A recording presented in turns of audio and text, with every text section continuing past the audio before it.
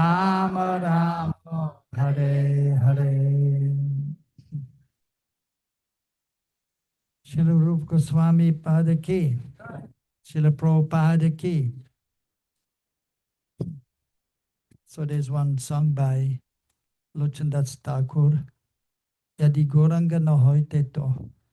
If Sri Chaitanya Mahaprabhu would not have come, then who would have come to know about the wonderful transcendental pastimes of Sri Sri Radha and Krishna? And then another song is there, Yadi Rupa na Sharira Dharite. If Sri Rupa Goswami would not have come with this present body of Rupa Goswami, then who would have come to know about Sri Chaitanya Mahaprabhu and his pastimes? And he's giving the wonderful pastimes of Sri Radha and Krishna.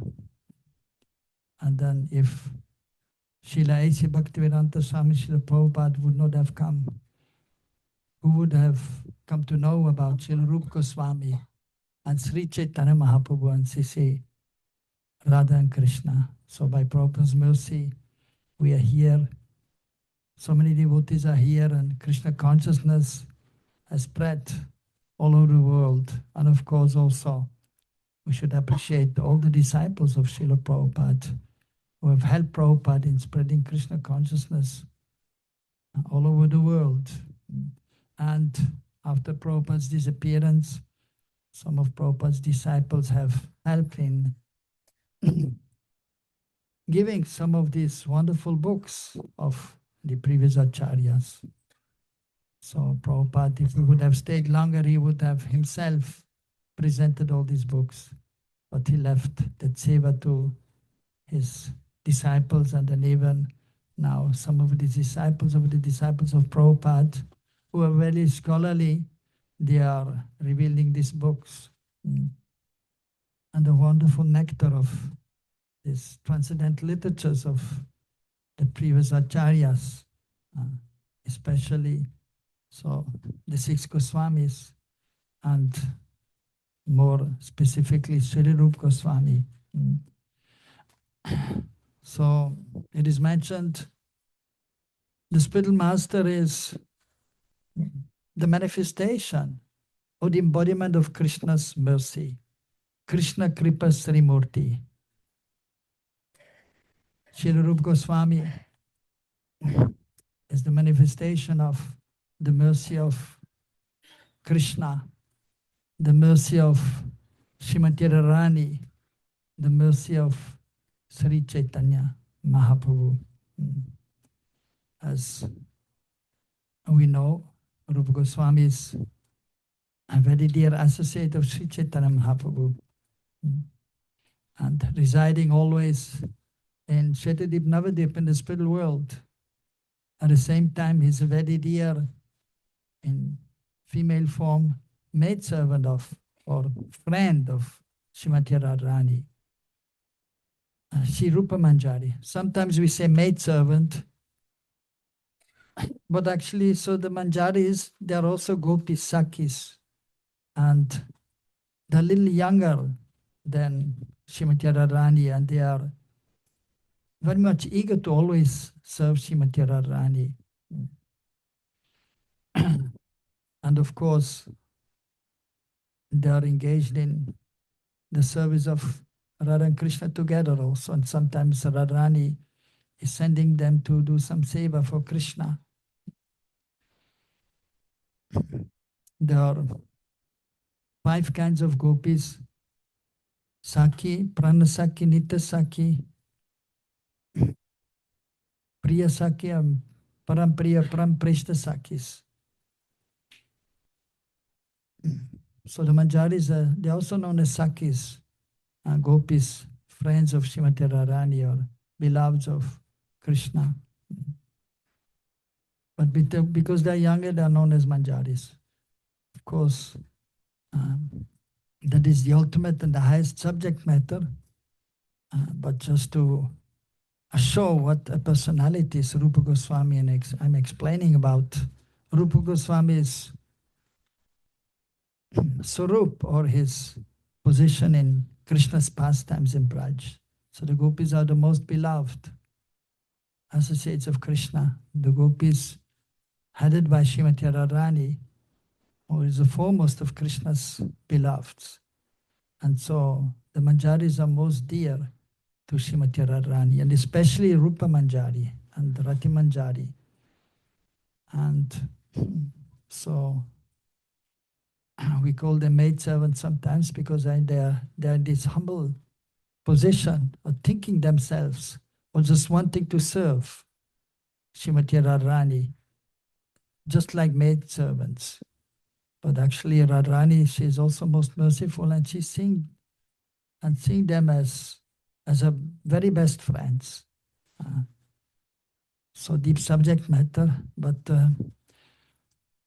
that has to be known also. And so then we can understand this great personality, Rupa Goswami. In Braj, the gopis, they are considered, as the name says, gopi. They're the wives of the gopas. Gopa means the coward man. Gopi means coward woman or coward girl. And usually we know in this world they are known as Vaishyas. They're taking care of the cows and the calves, and the coward men are taking care of the Vaishyas of the land, cultivating the land, and so on. And then we know, according to Varnashram, superior to them are the Kshatriyas, and then more superior are the Brahmanas. But when these associates of Krishna come, and of course Krishna is the Supreme Lord, but in the past time he's a cowherd boy, a young cowherd boy, 15 years old. But he's the Supreme Lord, the source of everything, the source of Vishnu, Narayan, who are eternally like young men, and who have 4 arms, but Krishna only has 2, but he's the Supreme Lord and is most powerful. And these are simply his expansions. So by Krishna's will, so Krishna himself is coming by his own sweet will, is coming to this world to deliver the fallen conditioned souls, to then give wonderful instructions as to Arjuna in the Bhagavad Gita, and to Uddhav as in the Srimad Bhagavatam. And after Swami Bhagavan Sri Krishna appears in this world, and Sri Chaitanya Mahaprabhu appears. That was 540 years ago. Who is no different from Sri Sri Radha and Krishna, and who is Krishna himself, but with the mood and luster of Srimati Radharani, and relishing the wonderful love of Srimati Radharani, and the wonderful qualities she is experiencing, the wonderful qualities of Krishna, and then the transcendental bliss she is experiencing.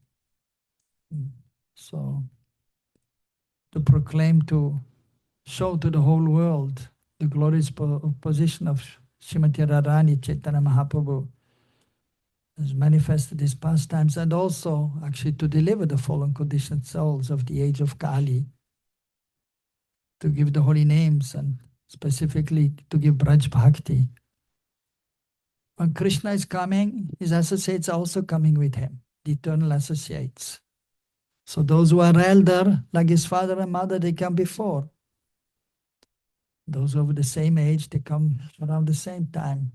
Those who are eternally a little younger, they come a little bit after Krishna appears. Similarly, when Sri Chaitanya Mahaprabhu appears, then his associates, his eternal associates also appear. They're simultaneously in the spiritual world, but then they appear in this world. So Nitya Lila, the eternal pastimes are there, always going on. And when the material world is manifested, the Naimittika Lila, the occasional pastimes are there. But they're also eternally going on in these material universes. Like Krishna is now in one universe, he's just appearing. In other universe, he's 1 year old, and so on. Similarly, Sri Chaitanya Mahaprabhu. Wherever Krishna is appearing in one universe, after a few thousand years, then Sri Chaitanya Mahaprabhu is appearing. Similarly, the associates of Mahaprabhu then are appearing. His parents, Sachimata, Jagannath Mishra are appearing before him. And then his contemporaries, his friends, Nityananda Prabhu, who is older, eternally a little older than Gauranga Sundar, he's appearing in Ekachakra, also in Bengal, and later on then he comes to Mayapur, Navadvip.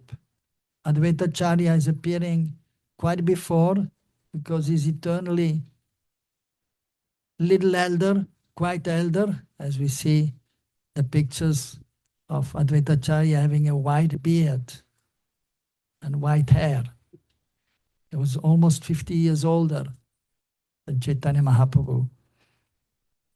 And Gadadhar Pandit was the manifestation of Srimati Radharani in Chaitanya Mahaprabhu's pastimes. So assisting Mahaprabhu to relish the love of Srimati Radharani. So these are the inconceivable pastimes of the Lord, of Sri Chaitanya Mahaprabhu.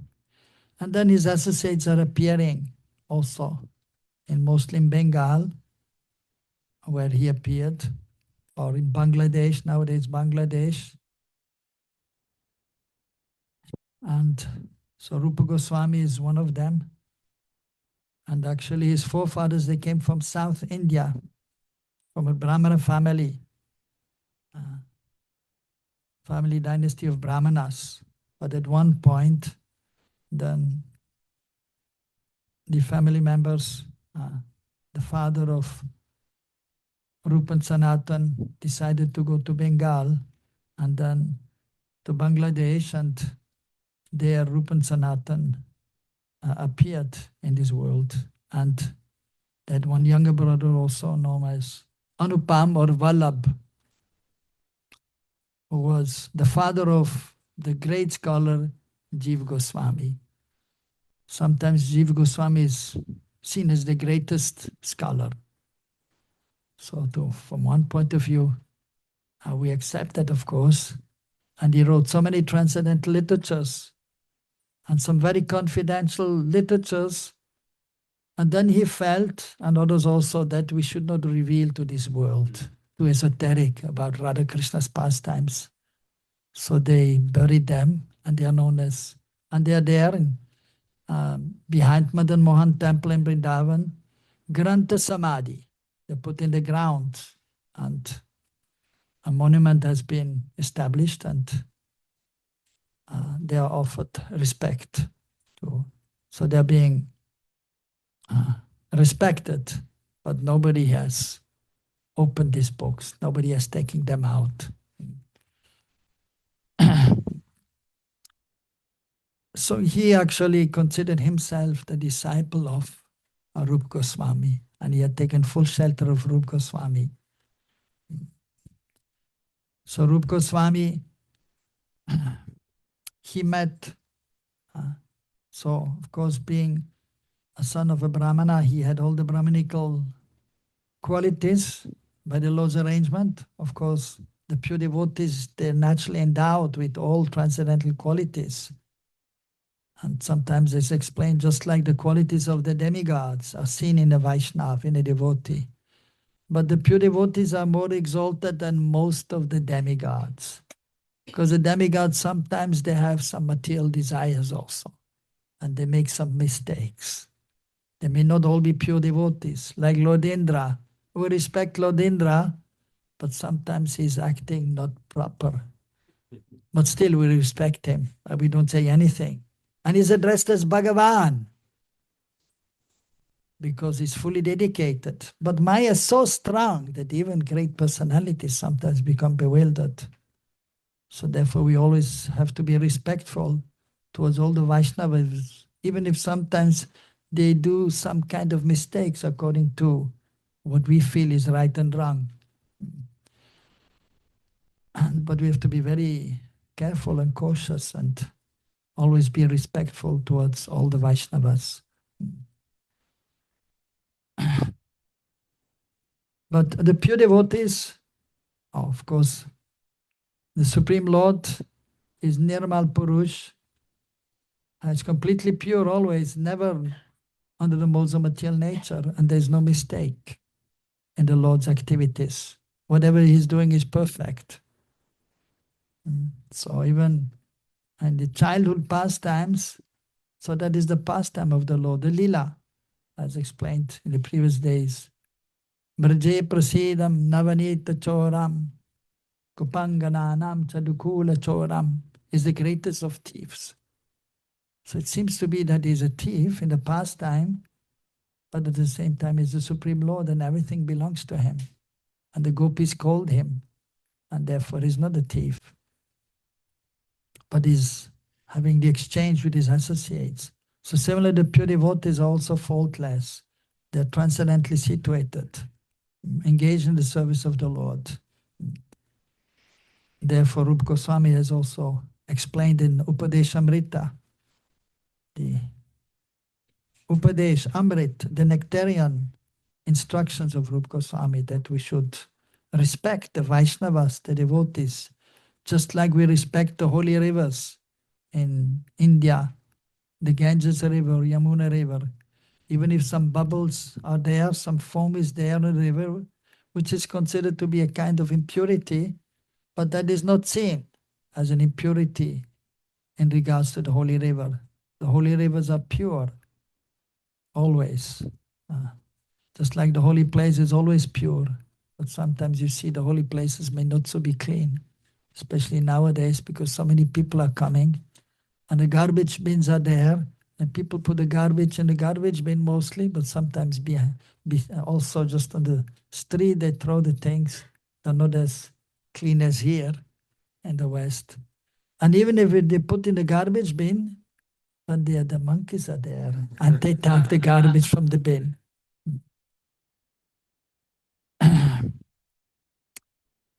But the holy place is always pure. But there's a covering of the holy place, and not everyone who is in the holy place is pure. So therefore, apparently there is some kind of contamination. But the holy places are always pure. Satchidananda Sarup also eternal, blissful, and knowledgeable. So Rupa Goswami and Sanat Goswami, they grew up in Bangladesh. But then I had heard about Sri Chaitanya Mahaprabhu. And they went to one place known as Ramakeli in northern part of Bengal in India. And so when Sri Chaitanya Mahaprabhu came there, they very humbly approached Sri Chaitanya Mahaprabhu. And as an expression of humility, as we say, Trinada Pisunitina Torora Pis Haishnana Amanina Mananena Kirtaniya Sadahri.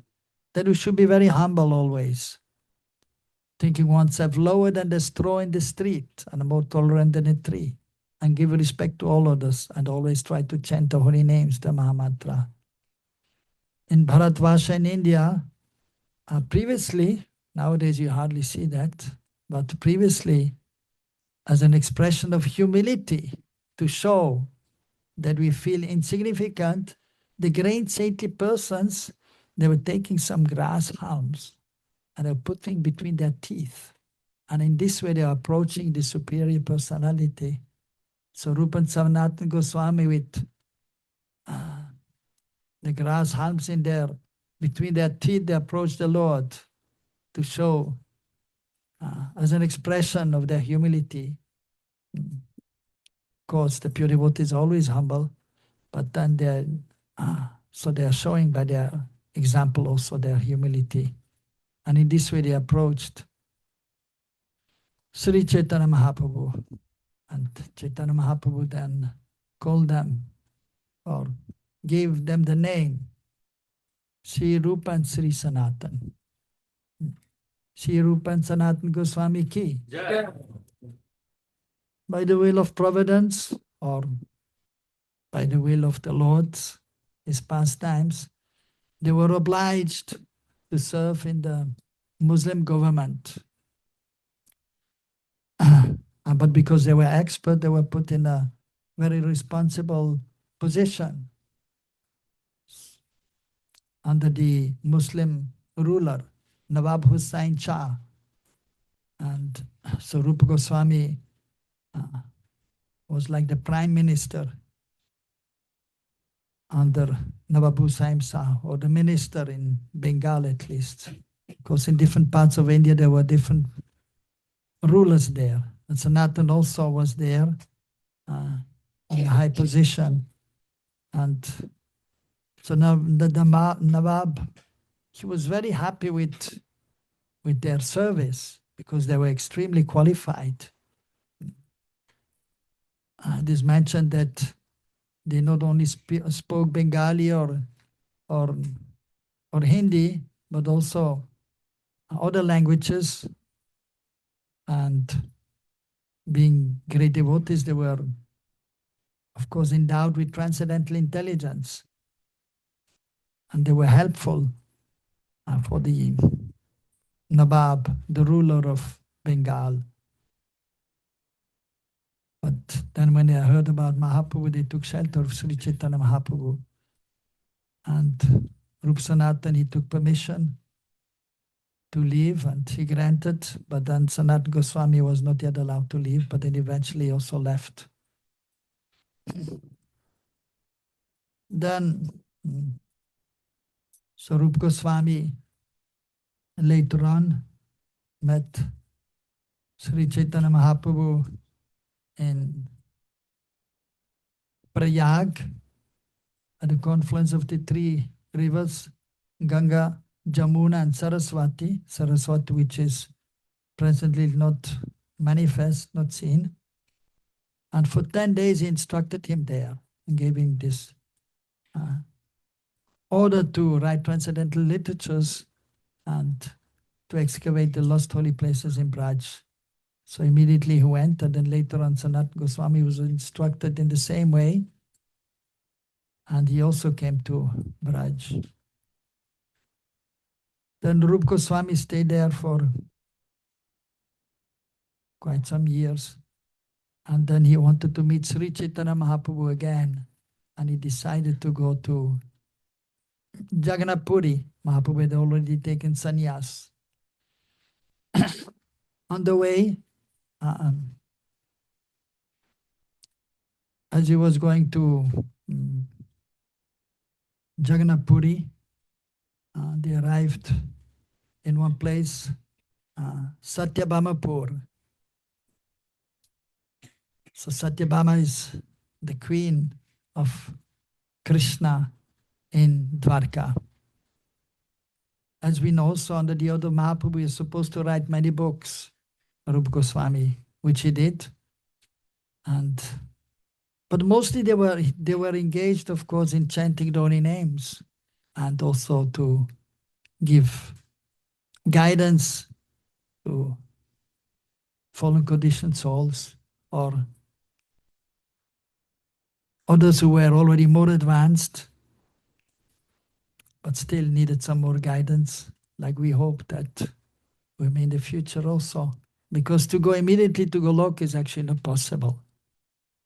Even Prabhupada has mentioned, when we become perfect, first we will go to where Krishna performs his pastimes in one of the universes that has been explained by Vishwanath Chakravarti Thakur. And then in the association of the eternal associates, we can become perfect and enter the pastimes of Krishna. So we may meditate, because anyhow also we ultimately want to enter the pastimes of Sri Chaitanya Mahaprabhu in Shwetadip Navadvip in the spiritual realm. Therefore we will be also going to where Chaitanya Mahaprabhu performs his pastimes in this one of the universes. And there we may be in the association of these great personalities like Rupa and Sanatan Goswami. And then we may be fully trained in the art of serving Sri Chaitanya Mahaprabhu, Sri Radha and Krishna, and attain perfection. And then we may enter the pastimes of Radha and Krishna. So Rupa Goswami was writing these books, and we have also read, and it is understood that it took them some time to write these books because they didn't have computers and there was no AI. And actually, they didn't need AI because they are much more efficient than AI. AI, of course, is something quite amazing. And for us, it is very helpful because we are not so expert, we are not so genius. But Rupa Goswami was a genius. Towards the end, I will read from one small book, Chitra Kavitvani, amazing poetry by Rupa Goswami. So he was a genius and he had transcendental intelligence, God-given intelligence, pure intelligence. So he was writing. So it was like, for example, Bhakti Rasamrita Sindhu. In one place I've read, in which he started, in which year, I can't remember. And I don't have all my notes here. And getting older, so the memory is getting older too, the brain. But I remember there's a significant gap of the beginning of the writing of Bhakti Rasamrita Sindhu and the completing the Bhakti Rasamrita Sindhu. Maybe it was 10, 15 years. Because they were doing their devotional service. And by the way, writing these transcendental literatures for the benefit of us, the fallen conditioned souls. And in a very systematic way, they wrote these books. And it is for the beginners and then those who are already performing devotional service. In the intermediate state, the books are for them also. And for those who are nearing perfection, he has written transcendental literatures, as explained, Ujjwal Nilamani, for example, and others. When he was in this place, Satyabhamapur, he had planned to write a book about Krishna's pastimes, all of Krishna's pastimes, from his appearance till his disappearance. In the Srimad Bhagavatam, of course, that has already been depicted.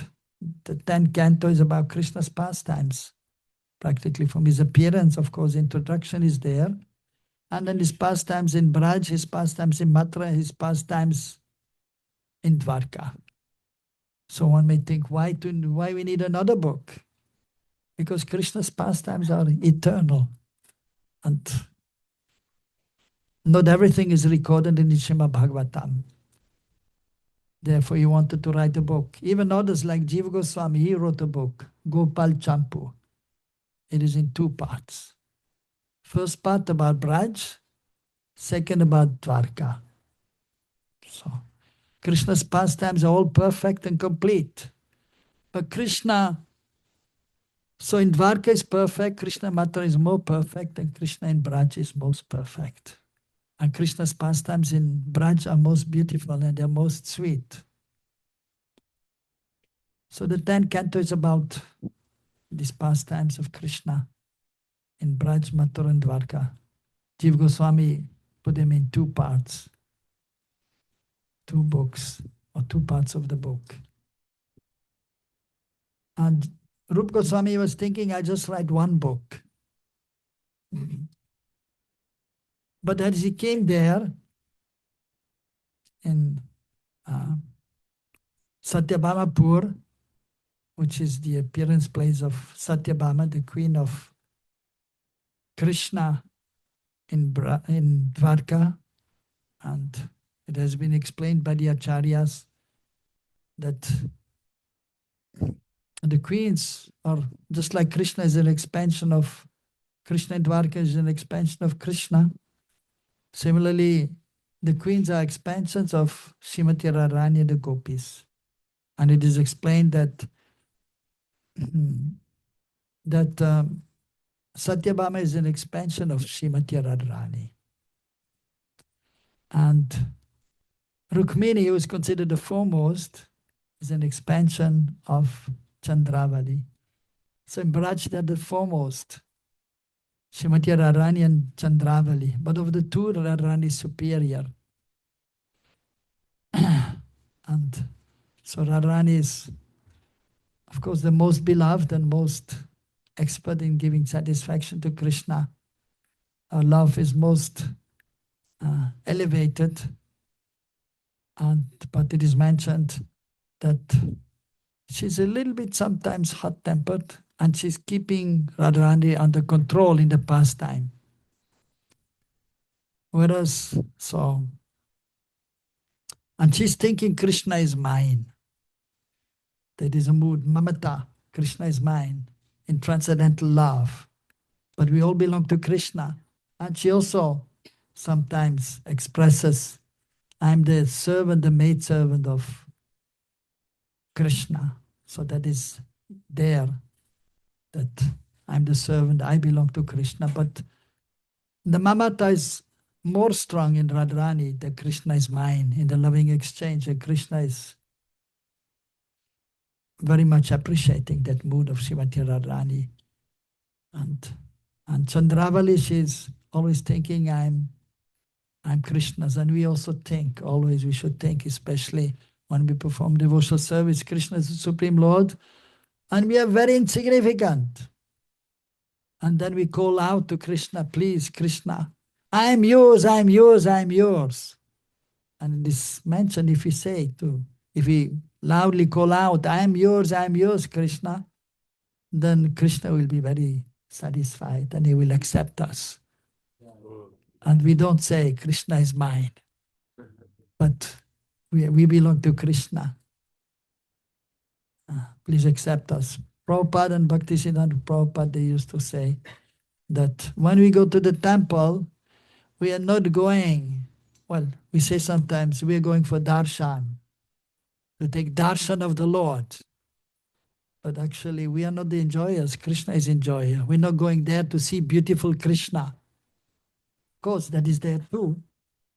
But more we should be in the mood, we should go to the temple so that Krishna will see us. He's the enjoyer.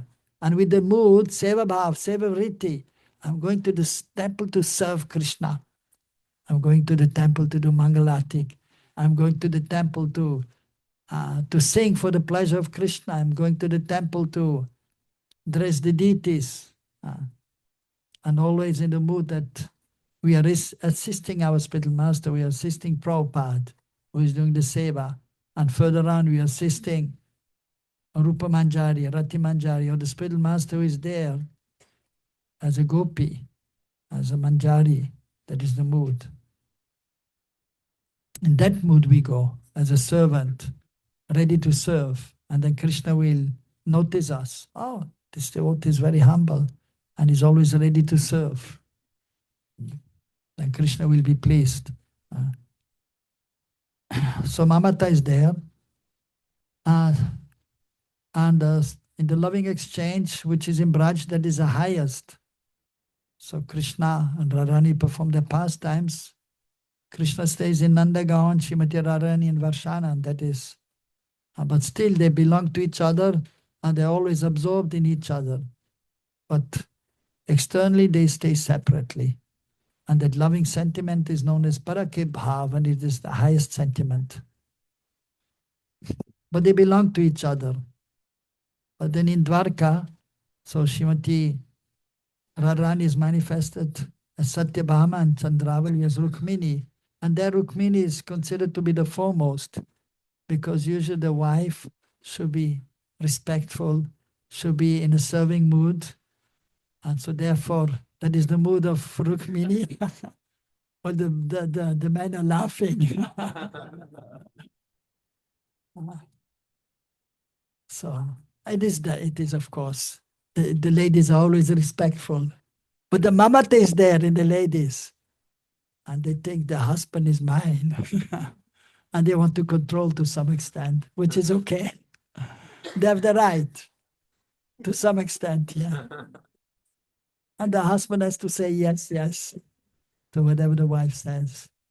Prabhupada has mentioned, there's a Bengali saying that if, Prabhupada mentioned, if the wife is doing what the husband says, then he's considered to be handpacked. Or he's just doing what the wife is saying. So he's handpacked. So it should not be there. A man should be in control. But the Bengali saying says that, but if the husband is not doing what the wife is saying, then married life cannot go on. That is a Bengali saying which Prabhupada mentioned. So it's a kind of, yeah. The wife has to do sometimes what the husband says, and the husband has to do what the wife is saying. Sometimes a little more. She needs this and this and that, and he says, yes, yes, yes, and he has to provide. Yeah, and that is fine. That is accepted. And then married life will go on nicely. So in the transcendental pastimes of the Lord, it is, of course, most pure exchanges there and full of love and perfect and complete. In Dwarka, because Rukmini is the ideal wife, who is submissive, chaste, and doing what Krishna says, and Satyabhama is more strong and sometimes controlling Krishna also. And so the wonderful pastimes are there. That would not be the best, the ideal in Dwarka or in Vaikuntha. So Lakshmi Devi is there, and she's in the serving mood, massaging the lotus feet of Vishnu and doing whatever he desires, or mostly. So she appeared to a dream to Rupa Goswami and told him that you have to write 2 books. You write one book which will be about Krishna's pastimes in Braj, and the other one will be about Krishna's pastimes in Dwarka. So he woke up and, okay, Satyabhama is giving me an order. But then he was going towards Puri and he didn't start yet in making 2 books. But then when he arrived in Jagannath Puri, then Sri Chaitanya Mahaprabhu actually also mentioned to him that Krishna in Braj is in Braj and is always in Braj, and so his pastimes in Braj are one thing and his pastimes in Dwarka are another thing. So indicated that he should write 2 books, which he did, and these 2 books are known as Vidagdha Madhav, and which is about Krishna's pastimes in Braj, and then Lalit Madhav, about Krishna's pastimes in Dwarka. So there's a well-known books also. Of course, first of all, as explained the other day, we should read all of Prabhupada's books, Bhagavad Gita, Upadeshamrita, which is by Rupa Goswami, Bhakti Rasamrita Sindhu, which is by Rupa Goswami, Shima Bhagavatam, Chaitanya Charitamrita, and whatever small books are there, we should read these books. And then, as Prabhupada said, then we may read other books also, and to get some additional information. So Prabhupada's books are perfect and complete and are for everyone to advance, for the beginners, those in the medium stage and those in the higher stage. But then the scholarly devotees, they may also read other books to enrich on the knowledge and to also give them this knowledge to others, as Prabhupada has mentioned. And we have mentioned that anyone who wants to know about Bhagavan, Bhakti should read Brihad Bhagavatamrita by Sanatana Goswami. Similarly, it's mentioned that we may read the Jaiva Dharma of Bhaktivinoda Thakur, and other books are there. Of course, that should be done under the guidance of the spiritual master and with his blessings only. Srila Bhaktisiddhanta Saraswati Thakur Prabhupada he had also many books of the Acharyas printed, and he was very fond of one book of Raghunath Das Goswami known to be Lap Kusumanjali, which is for those who are a little more advanced. I used to regularly recite this book by heart, 104 shlokas. When Rupa Goswami was in Jagannath Puri, and so he took the advice and then he started 2 books, and he was very humble, which is the nature of a great devotee. And he stayed with Haridas Thakur, Namachari Haridas Thakur, who was absorbed in chanting the holy names, who was very dear to Sri Chaitanya Mahaprabhu, who was chanting 300,000 names, that is 3 times 64 rounds. So, and we wish to sometimes chant 64 rounds, but not so easy. And Prabhupada said, at the time of initiation, he asked the devotees only one thing. How many rounds you're chanting? He asked you, right? When he took initiation, what did he say? And we heard that many times Prabhupada said, minimum 16 rounds. Minimum 16 rounds. And then 4 regulative principles. Sometimes the devotees have some different ideas. Yes, we should only chant 16 and then we should do a lot of seva, which is okay also.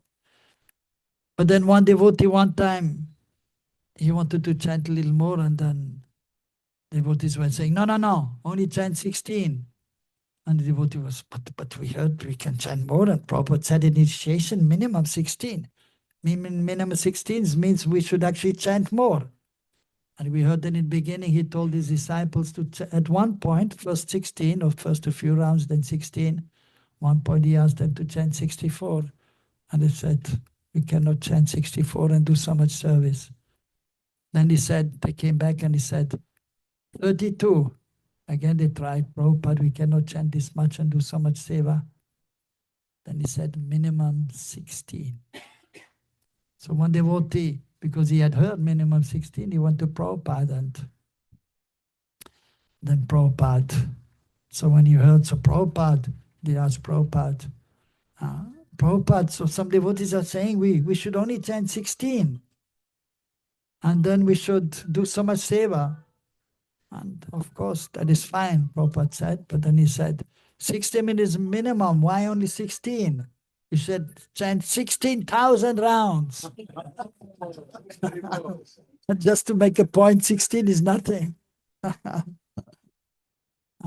So Prabhupada was empowered by Chaitanya Mahaprabhu and Krishna to spread Krishna consciousness. And just like Krishna, of course, and Krishna's associates in Braj, the big jokers. Krishna is a joker. Even the gopis sometimes are joking. And yes, and Krishna's Brahmana friend is there, Madhu Mangal. He's a good friend, but Krishna has 4, as we explained yesterday also, 4 most intimate friends. So he's a Brahmana, is there to advise also. But he's known as a joker. He's making jokes. He's a big joker. So Prabhupada was also a big joker. Transcendental humor was there. And we have perfect questions and perfect answers. Sometimes reporters used to ask some questions, funny questions, and then the perfect answers. Always. So, very wonderful. Rupa Goswami, he tried to chant 64, but Haridas were chanting 3 times 64. But because Rupa Goswami, he was instructed to write transcendental literatures. And because sometimes he was so much absorbed, internally absorbed, that is known antardasha, that one is not aware what is happening outside. So therefore, he could only chant 64 rounds mostly. But sometimes he used to chant more. When Chaitanya Mahaprabhu came to know that Rupa Goswami had arrived, and he was then given place at near Haridas Thakur's place. Mahaprabhu went to see him. Every day he went to see Haridas Thakur because he was not allowed in the temple of Jagannath because they have this rule. Only the Hindus, those born in families of Hindus, so they are allowed in the temple. Even now the rule is there, unfortunately. But then Mahaprabhu told him and others, don't worry. You can see the chakra, Sudarshan chakra on top of Jagannath temple, and your 4 obeisances to the chakra, and then you will be blessed by the Lord. And anyhow, we didn't have to worry. Because Mahaprabhu himself is no different from Radha and Krishna. And he went to see Haridas Thakur every day. So he had darshan of Mahaprabhu, and so Rupa Goswami also. And then he was getting the remnants of Mahaprabhu's prasadam, which he ate. And the remnants was given to Haridas Thakur and Rupa Goswami.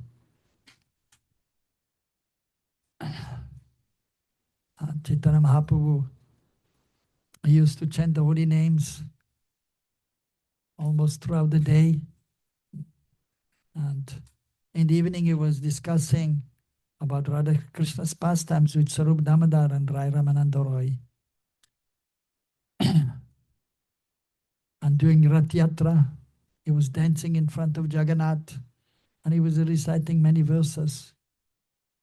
And one time, so he was reciting one verse, that is when the Rath Yatra is there, sometimes we say that it is Dwarkadish, Jagannath is actually Dwarkadish, and Gudicha is representing Vrindavan.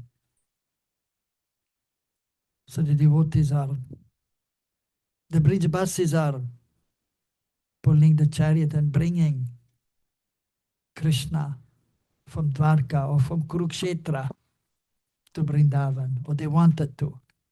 When there was a solar eclipse at Kurukshetra, all the bridge buses went there, and the Yadu dynasty from Dwarka, Krishna, they all went there and they met. And after many, many years, so the bridge buses saw Krishna.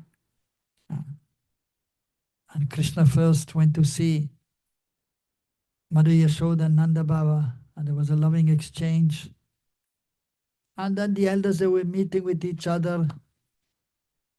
But then, in one little secluded place, Krishna went to see the gopis.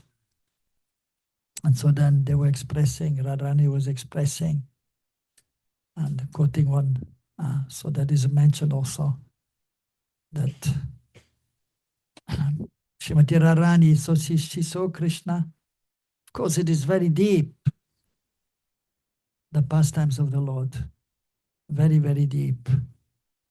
And only by performing devotional service for many years, and then being in association with the devotees who are knowledgeable Shastravit, who know the conclusion of the Gauri Vaishnava Sampradaya Siddhantavit, who know the transcendental mellows of the loving exchange of the Lord in Braj or in Dwarka, Rasatatvavit.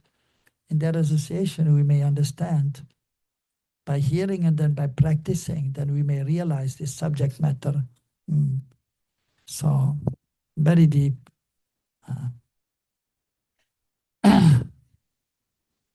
So like it is mentioned, that Krishna doesn't take one step out of Braj. Similarly, Srimati Radharani and neither Balaram. So the original form is always in Braj. And in the spiritual world, Krishna is always in Braj, and at the same time he's in Mathura and also in Dwarka. And similarly, Balaram is there in Braj and also in Dwarka. And some of the associates may be in both places. Like Rohini, she's in Braj and she's in Dwarka also. So inconceivable, with material intelligence we cannot understand. But we should simply hear the wonderful pastimes and the conclusions of the acharyas, and then we should perform our devotional service, and then we can realize that subject matter.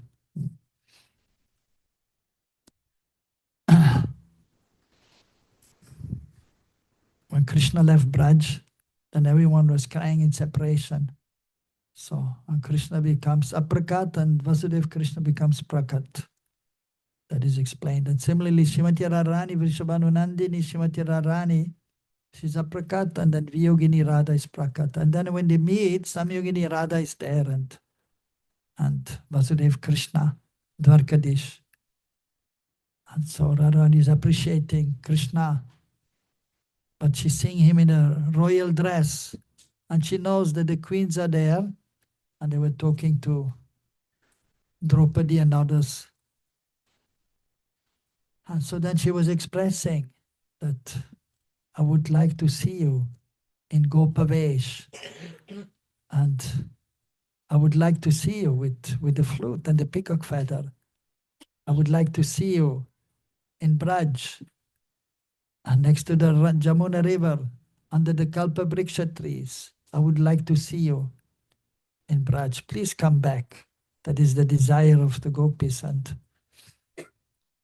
And then Krishna gave them some instructions, and the gopis were also saying some things to Krishna that is described in the Srimad Bhagavatam. That is one mood of trying to bring Krishna from Kurukshetra to Vrindavan.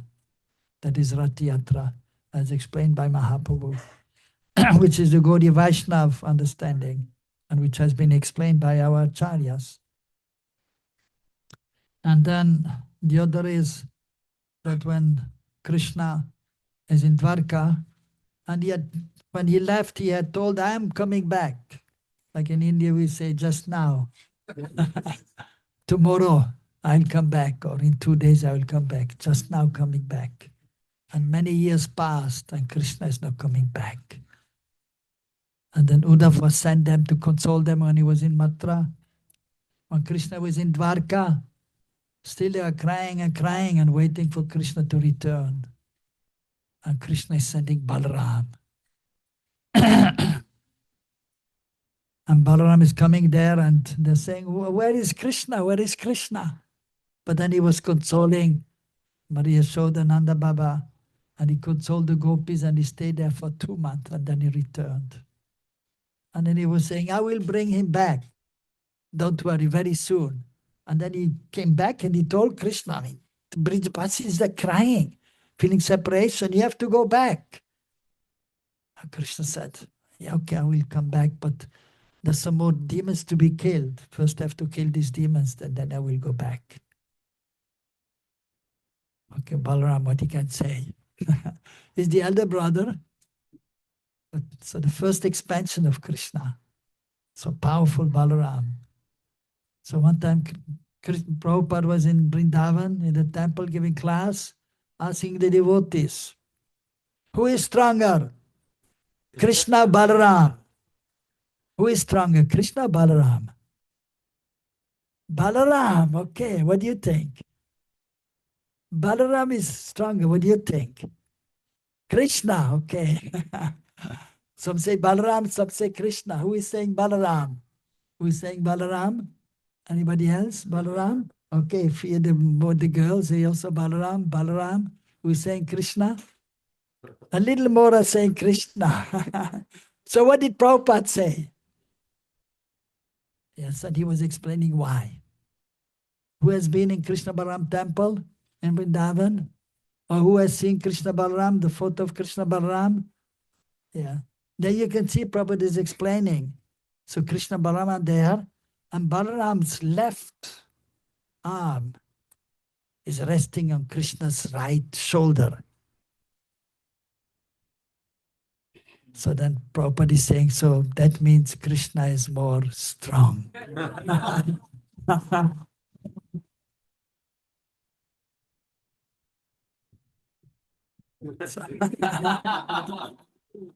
Yeah. And who is stronger, Krishna or Radharani?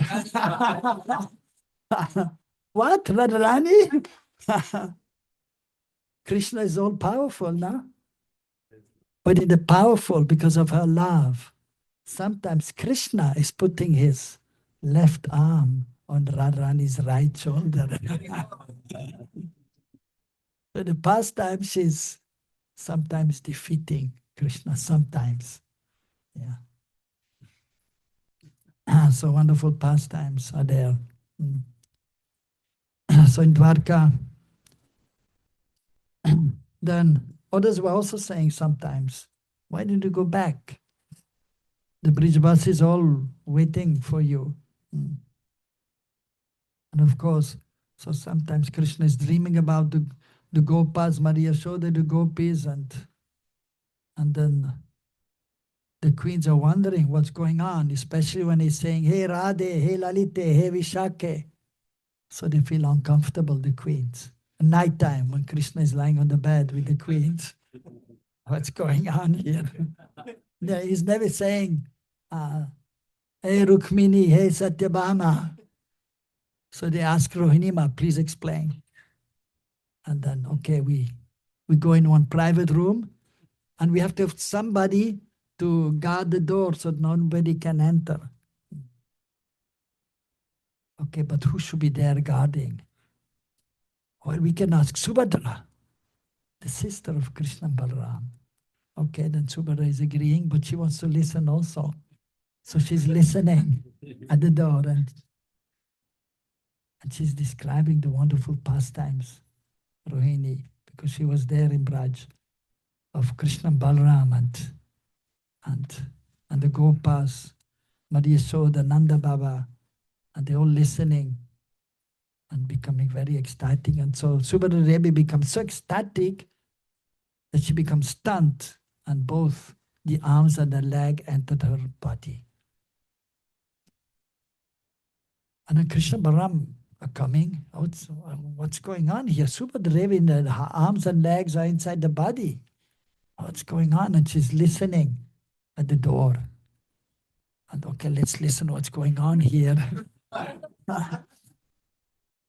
And also listening about their own pastimes, Dwarkadish and Balaram, about their own pastimes in Braj. And they also become ecstatic. The legs also coming inside and the arms are half inside. And then suddenly Narada Muni comes by the will of the Lord and seeing this wonderful form of Jagannath, Baladev, Subhadra. And then after a little while, so she stops Rohini, and then Krishna Balaram slowly but surely coming back, and Subhadra Devi. And then Narada is saying, oh, I've seen. Krishna, what do you have seen? Oh, this wonderful form of yours. Anything I can do for you? And he said, yes, please give me a blessing. So and then Krishna is saying, well, whatever you want. You're a great sage, so whatever you want, I will give you. So then he said that, I want that this form of you, which I've just seen, that should be manifested in this world. And Krishna says, Tadastu. And so then Jagannath, Baladev, Subhadra manifested. There's another time, so later on, so because Krishna was in Dwarkadish, was so much absorbed also, and the remembrance, and sometimes he was unhappy, and therefore the demigods of architect Vishwakarma was called. Please do a replica of Vrindavan. So there's one Nava Vrindavan in Dwarka, and therefore Prabhupada also made Nava Vrindavan here, New Vrindavan. Vrindavan is there, but here in the West. So he made New Vrindavan. And Vishwakarma made deities of Yashoda, Nanda Baba, Radharani, the Yoga Gopis, the Gopas, Krishna's friend, the cows and the calves. Deities were there. So it was looking like Vrindavan. And then they brought Krishna there when he was feeling separation. And then they gave him a flute. Here, you flew Krishna. They gave him a peacock feather. So that is described in this book, Lalita Madhav, also. And then Krishna so is a little bit appeased. And when he's seeing the gopis, but then suddenly seeing that They're not talking to me, Maria Yashoda and Radharani. What is going on here? And then he looks around and then he sees the palaces of Dwarka. And he understands, yes, I'm Dwarkadish. What to do?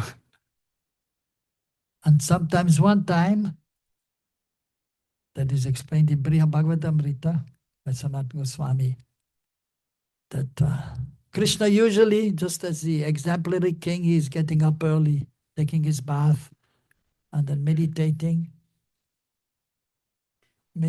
on Krishna's pastimes in Braj.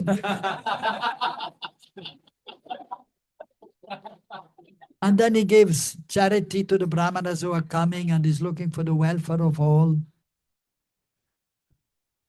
But then many times he becomes transcendently disturbed because he's feeling separation from Braj. One time, he could not get up in the morning. 6 o'clock, 7 o'clock, 8 o'clock, 9 o'clock. What's happening? And the elders came there, and Uddhav also was sent there and explaining he's feeling so much separation. And then they decided, of course, there's a long conversation there with the elders, but we don't have the time. And then they decided, now it is time to go back for you, Krishna. Because anyhow, we're feeling separation, and the Brijbasis are feeling separation. Then he finally agrees, okay, I will go. But then he's saying, Balaram, no, but you should go first. And then I will come. And then Balaram says, no. Because I went before first. And you said I will come, but you never came. If I go now and go first, then they will be not happy. And they will not believe me that you are coming. So you should go first. And he said, no, I cannot go first. Then he said, maybe Subhadra should go first. But then thinking, and the elders also said, no, we cannot send a lady first.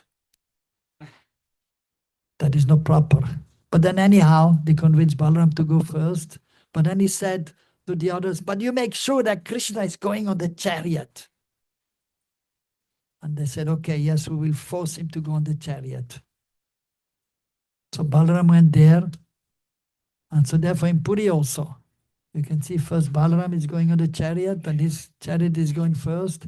And then Subhadra is going on the chariot, and she's going. And then Krishna is coming very slowly. And they have big cushions there. Even Mahaprabhu told some of his associates to prepare cushions. Because when he's going, is a kind of intoxicated state or transcendently bewildered, going slowly. So therefore we have these big cushions, and they move Jagannath, who is huge, from one cushion to another cushion. And because of the weight, sometimes they are breaking and makes a sound. And the ropes, Mahaprabhu told some other devotees to make some ropes which are used for pulling the rat. And so finally, with the help of the Dwarkavasis, they bring Krishna on the chariot.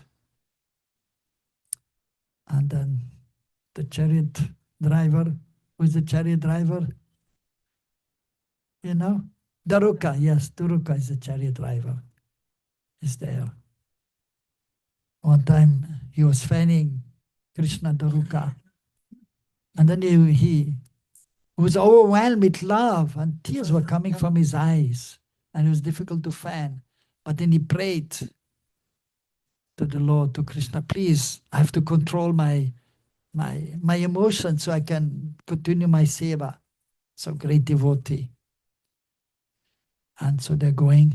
Balamir is reaching and is telling everyone that Krishna is coming surely. And then Subhadra is coming. She's also telling Krishna is just now coming. And then Krishna is arriving, and everyone, of course, is overjoyed. And then especially Radharani is there, and then Krishna and Radharani, they're seeing each other, and then this Mahabhav Prakash is there. And Krishna is overwhelmed with transcendental ecstasy, and then this form of Jagannath is there. Jagannatha Swami ki. Yeah. So the acharyas have explained, and so by their mercy and Prabhupada's mercy, that has been revealed for our benefit, so we can properly understand or try to understand these wonderful pastimes. So Mahaprabhu, so when he was in front of Jagannath, he remembered that meeting of Krishna with the Brijbasis, with Radharani. So he quoted this verse. And then by one poet, so which is a beautiful verse. But this poet actually was not a pure devotee, but Mahaprabhu appreciated that verse because it was reminding him of Braj. But then Rupa Goswami, who understood the mood of Chaitanya Mahaprabhu, and therefore it is explained, Sri Chaitanya Manobhistam Stapitam Yena Stapite. Yes, Sri Chaitanya Manobhistam Stapitam Yena Bhutale Swayam Rupa Gadamayam Dadati Sapradantikam. He understood the desires of Chaitanya Mahaprabhu, his mood, by Mahaprabhu's mercy. And then, so he wrote another verse in regards to Braj and the sentiments of Srimati Radharani Gopi. But he was very humble and he didn't want to show his learning or that he understood the mood. And it is mentioned, the other person who understood best the moods of Chaitanya Mahaprabhu was Swarup Damodar.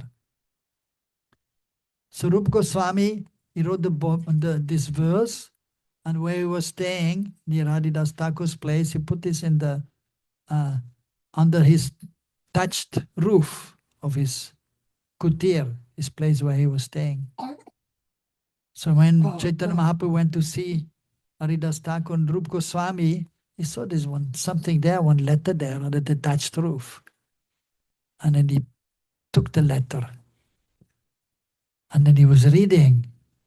And he said, he told Swarup Damodar, how Rupa Goswami can understand my mood? Of course, by Mahaprabhu's mercy. So Rupa Goswami said, because you bestowed your mercy upon him, therefore he can understand your mood.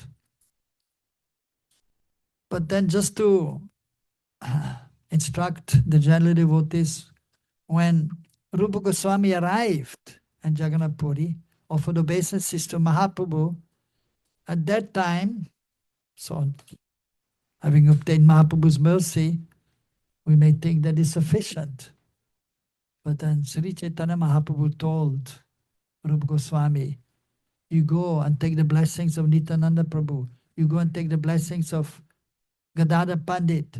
You go take the blessings of all the senior Vaishnavas.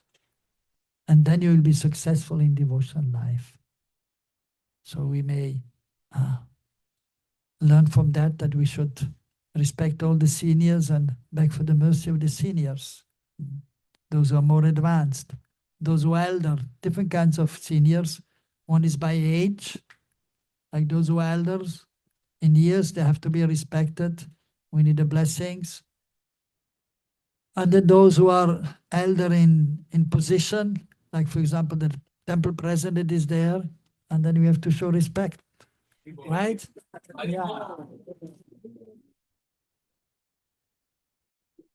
Yeah. And then those who are highly advanced, they may not be senior in years, they may not be in a position, but who are realized. And that is actually the highest position. Who is there? He's highly advanced, right? Amarendra. So, yeah. So, great.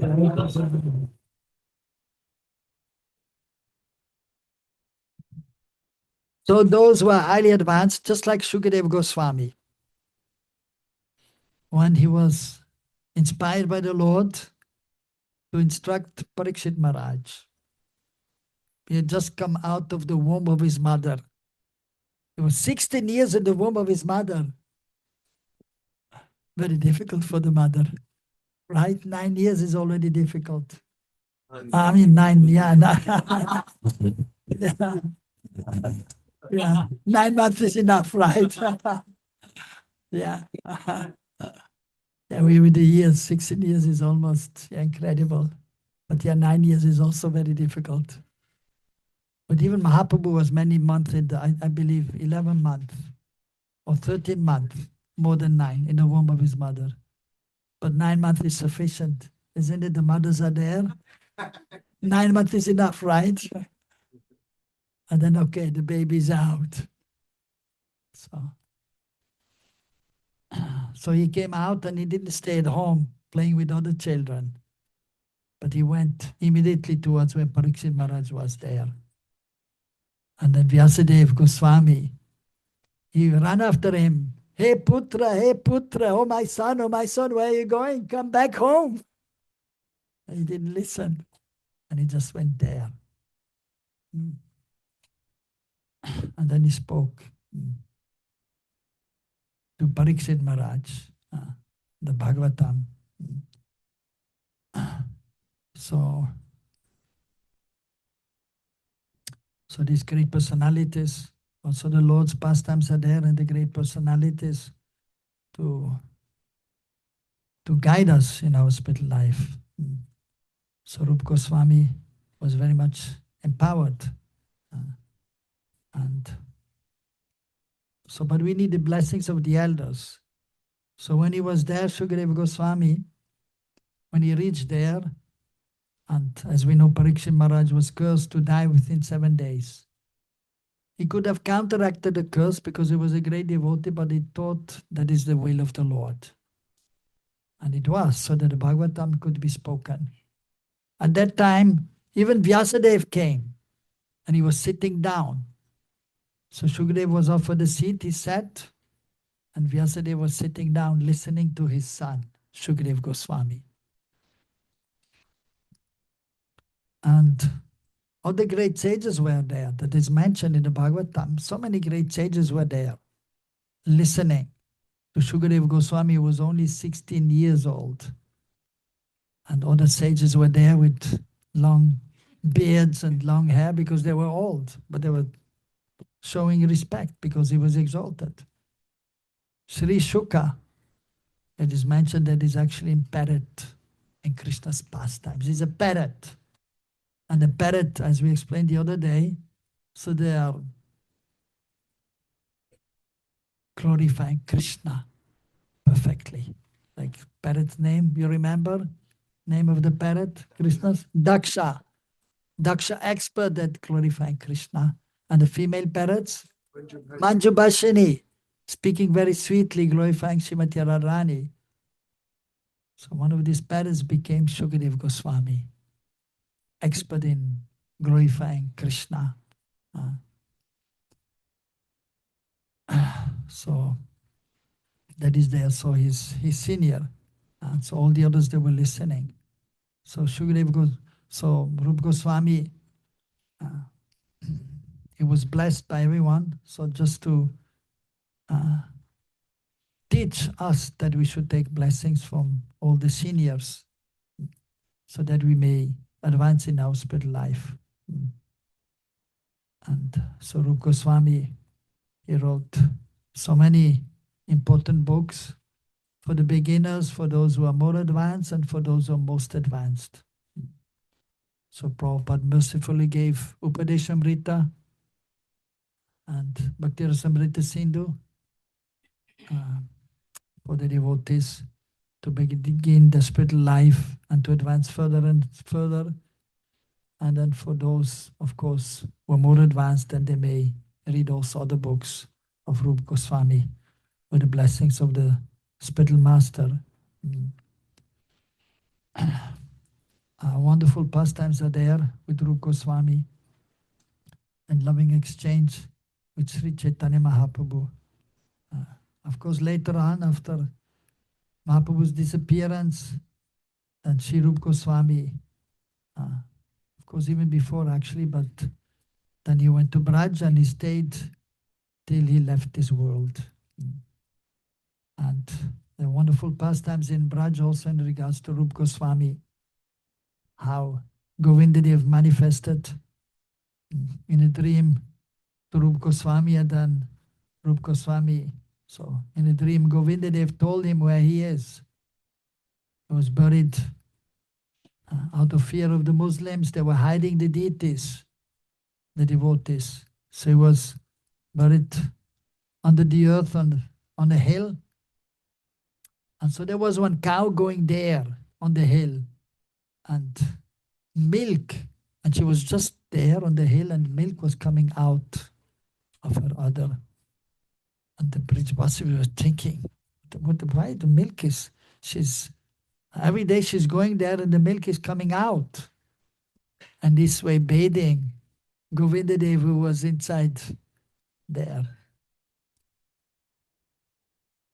Govindadev so appeared in the dream to Rupa Goswami and told him that he should go there and please go there and take me out and start worshipping me. So he took the Brijvasis to that hill where the cow was every day giving milk, and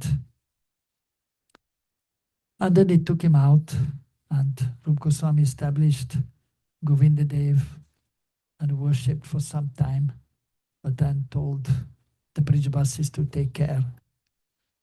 And later when the Muslims were attacking, actually a big temple was built with the help of the followers and disciples of Rupa Goswami. 7-story building was built with a red stone.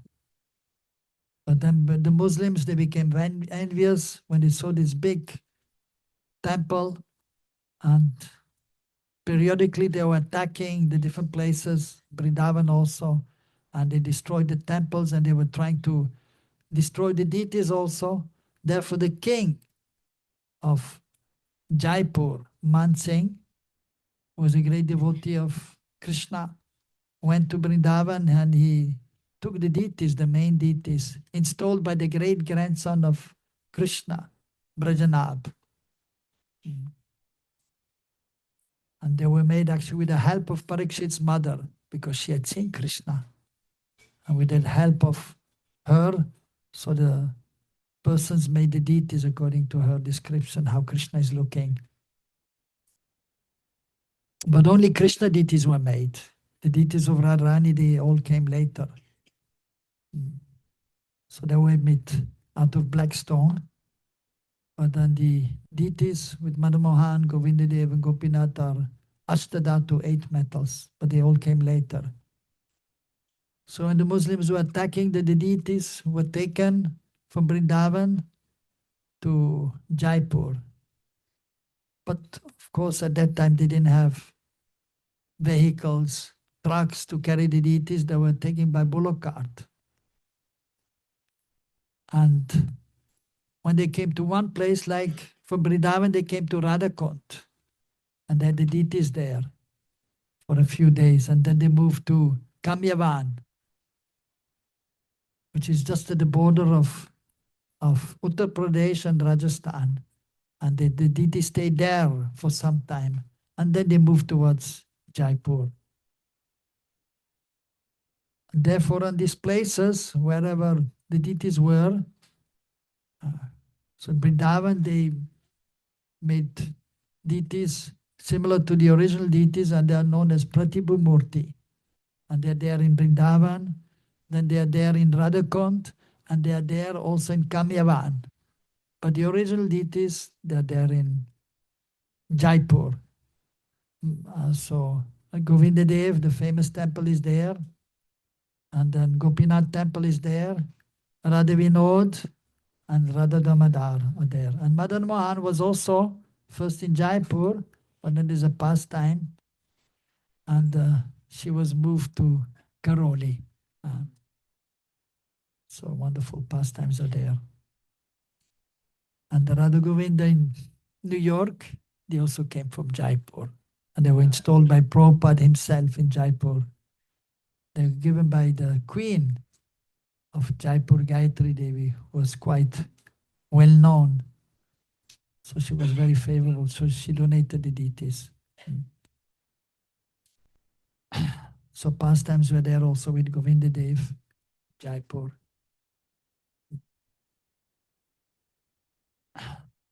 Also, of course, in Vrindavan, so many pastimes are there with Rupa Goswami and the other devotees, Sanat Goswami and others. And Rupa Goswami, especially Rupa Goswami, was considered to be the foremost. Although again, Sanat Goswami was the elder brother. But because he was so exalted and dear to Mahaprabhu and in his Swarupas, Rupa Manjari is most dear to Srimati Radharani. So in one of his books, so usually as mentioned, that before we say something about Krishna, we recite some verses like Vandeham Sri Guru, or the other day I mentioned one verse, Gurave Gaura Chandraya Radhikaya Itadadaya Krishnaya Krishna Bhaktaya Tad Bhaktaya Namo Namaha. So this is the custom, the tradition, before speaking to recite some verses, Mangalacharan verses, before or in the beginning of the book, some auspicious verses must be mentioned. And describing Vastu Nirdesh, what is the subject matter of this book, and then included it is there is pranam. We should offer obeisances to the worshipable Lord, Krishna or Mahaprabhu, and then included in that are the Ashirvad, the blessings of the Lord. So you wrote one verse in glorification of Srimati Radharani, description of Radharani, and the description of Radharani's hair. And he was writing that Radharani's hair looks just like a black cobra. Sanatana Goswami was reading, what? Like a black cobra? No, this is not possible. You have to change. So Rupa Goswami, yes, you're my elder. You're like my guru. You give me a better example describing the hair of Radharani. Sanatana Goswami, okay, I will tell you. And he's thinking and sitting down, chanting Hare Krishna, nothing coming in his mind. He's standing up, pacing up and down. What shall I write as an example there? Nothing coming in his mind. He couldn't figure anything out, how he can compare Radharani's braid, which is there sometimes on the side.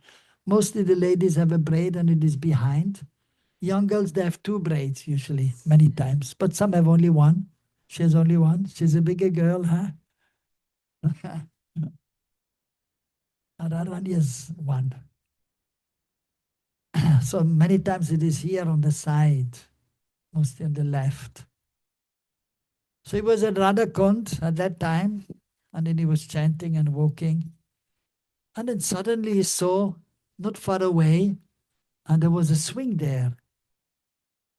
And usually they were between two trees, they had a stick or something, and then they had the ropes, and then they have a natural swing there. So he saw one girl there on the swing. And her friends obviously were there, girlfriends. And then, of course, usually he was not looking at women, at young girls. He was fixed. But he was just so attracted to these girls. And then he saw, when he looked closely, there was a snake here on the shoulder. And he went there and telling the girl, please be careful, a snake is there on your shoulder. And he comes closer and suddenly everything vanishes. The scene. No gopis, no young girls, nothing there. And he realized this was Srimati Radharani and showing him that the example of Rupa Goswami was fine with her.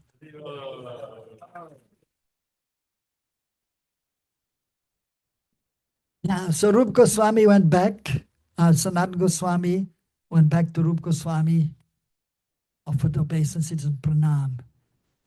And he said, you're my guru. And then Rupa Goswami, of course, no, you're my elder brother, you're my guru.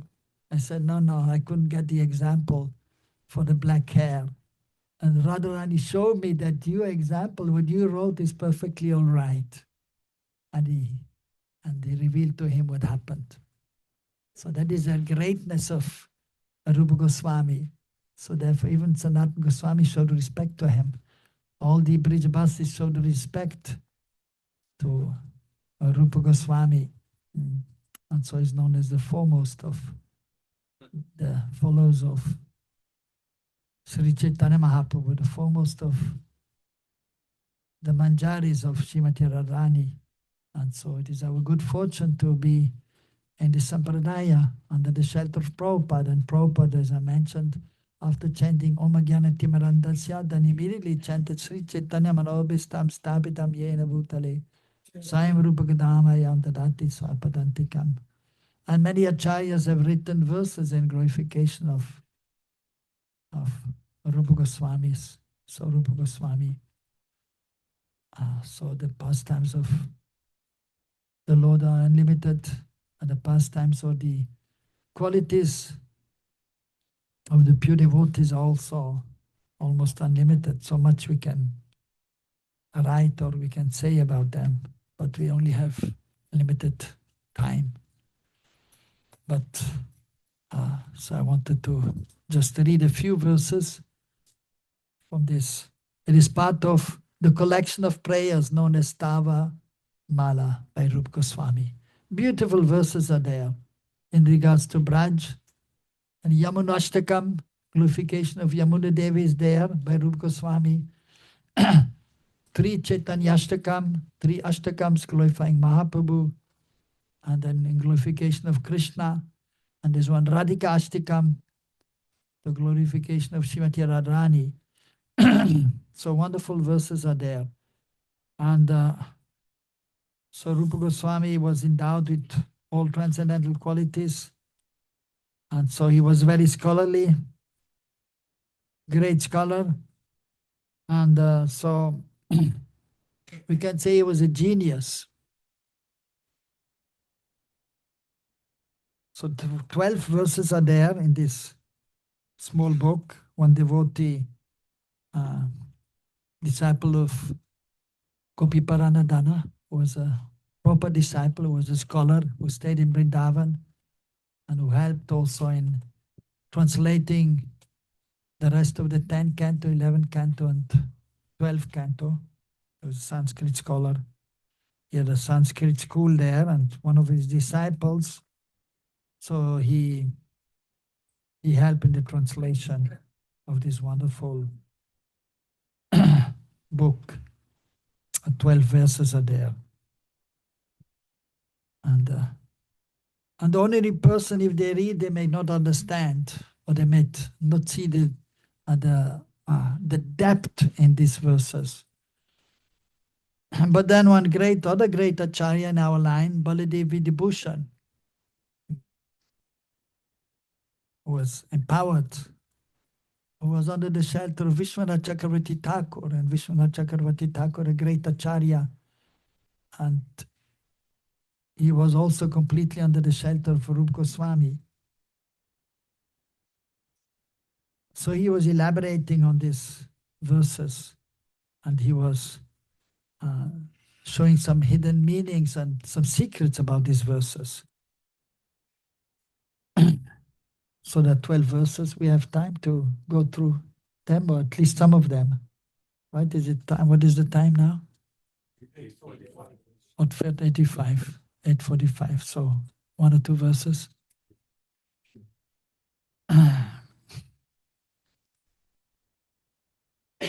So there's the first one. There's only two akshar, two consonants. Like for example, we have the ABC, right? A, B, C, D. So in Hindi language, in Sanskrit, they have the vowels and the consonants. A, I, and so on. These are the vowels, and the consonants are there. Ka, ka, ga, ga, and so on. A short one and long one. So here two consonants are there, and usually the vowel are added. So there's you don't just have the R, but you have A also, or you have A, you have E. So the first one has two consonants, two akshar known as consonants, Ra and Sa. Only two. And then he writes a beautiful verse. Rasa sara susara rorur asurari sa sara sa samsara sira saurase surira ramso susara saha.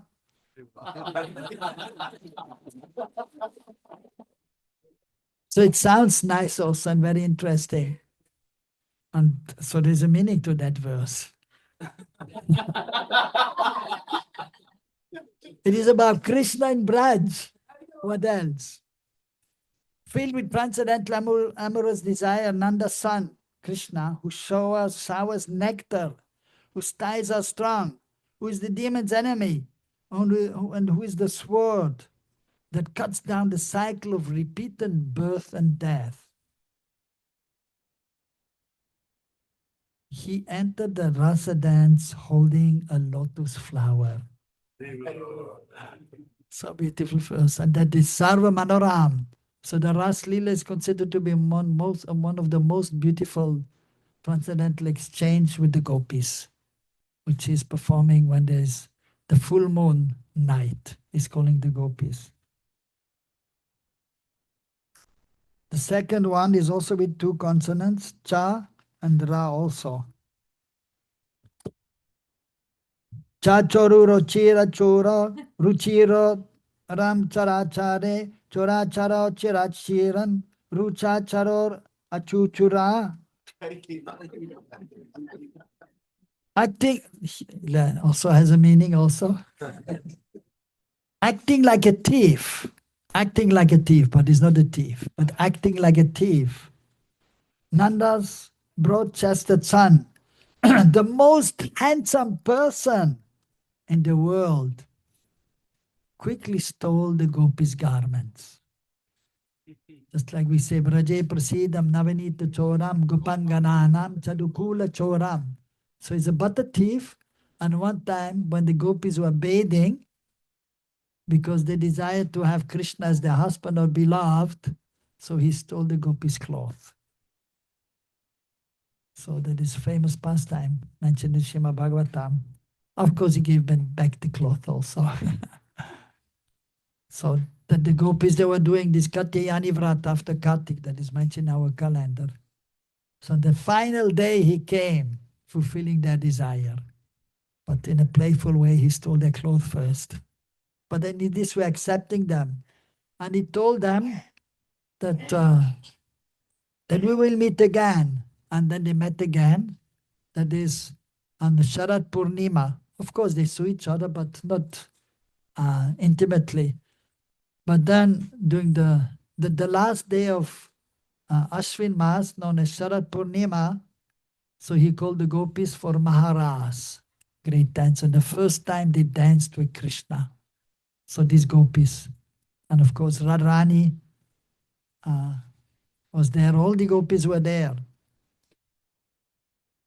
So Radharani, of course, she did not perform the Katyayani Vrat. These were the gopis who were just matured and who the first time then they were able to have a loving exchange with Krishna. So his effulgence made him very attractive, and the sandalwood paste anointing his limbs enhanced his beauty.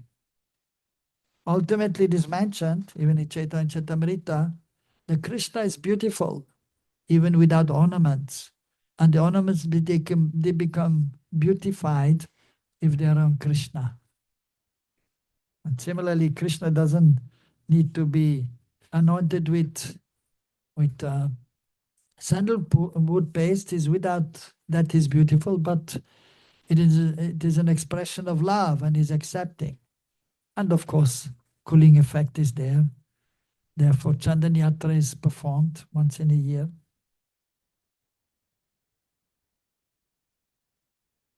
Now this one here, the next one, has only one consonant. Now 1 second. Now this one also has two. The next one will have one. Dha and Ra. Dare dara dhara dharam. Dara dara dhura arodhi. Dhira dhira araradha dhira dham. Radha dhuram dharam. beneath Govardhan hill, which blocked the forceful attack of the devastating clouds. Steady-minded Radha worshipped the Supreme Lord as he held up the hill, relieving his devotees' anguish. So Giridhari is there mentioned. Govardhan Dhara Vande, so we worship that Krishna holding up Govardhan hill. And because actually all the Brijabasis, they want to be always together with Krishna, but they cannot. Like Maria Yashoda wants Krishna to stay at home because she loves Krishna so much. But then Nanda Baba is saying, no, he has to go out. He's a cowboy. He's a gopi. He has to go out. And then she has to let him go. She's feeling separation. And the gopas, they also want to be always with Krishna, but they cannot. Because no time Krishna is going to meet the gopis. And the gopis want to be always with Krishna. But Krishna has to go back with the gopas. He has to go home and be with Madhya Yashoda. So what to do? Therefore this pastime happened there. Ultimately by Krishna's arrangement, because he wants to satisfy his devotees. So Indra was just an instrument in that pastime. So he lifted Govardhan hill. So for 7 days and nights they could see Krishna, they could be with Krishna. And he was just standing for 7 days and 7 nights. He's all powerful. But they were then taking turn in putting the sticks up to help Krishna to lift Govardhan hill. But he effortlessly lifted the hill with the little finger of the left hand. Not the right hand, because the right hand is stronger. But of course, Krishna's left hand is equally strong. And with the left hand he was holding. So they could see Krishna. Of course, they could not be up 7 days and 7 nights. They had to sleep a little bit also. They were falling asleep. Like devotees also falling asleep. Sometimes doing class also. And japa also. And then after Rajbhog, after taking the lunch, they have to take rest. The pujari is serving till noon time, and then Rajbhog, Mahaprasad at noon time, then Aram Kamamla, taking rest. So at night time. So they were taking some rest, but they could practically see Krishna all the time. It was fulfilling their long cherished desire to be always with Krishna. So for 7 days, they could see Krishna to their heart's content. So wonderful pastimes are there.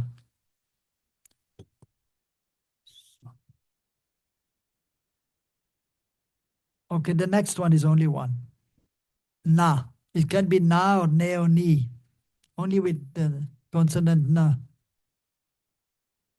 Ni nu na no na nam nu nam na nu no na nu na nu ni na ne na nam ni nam ne nam na na nam na na na no na now.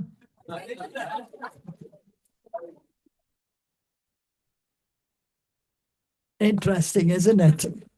Amazing. And that has a meaning. With his faces nearly soaked with tears, the many-headed Lord Brahma, who impels the various demigods, offer prayers in attempt to pacify Lord Krishna, the killer of Shakatasura. So Brahma was also bewildered, seeing Krishna, small boy. And then he saw Krishna is eating with the left hand, but respectable person eating with the right hand. And the children should be educated. What's going on here? So he forgot that Krishna is the Lord. He became a little bewildered. Brahma Vimohan Lila.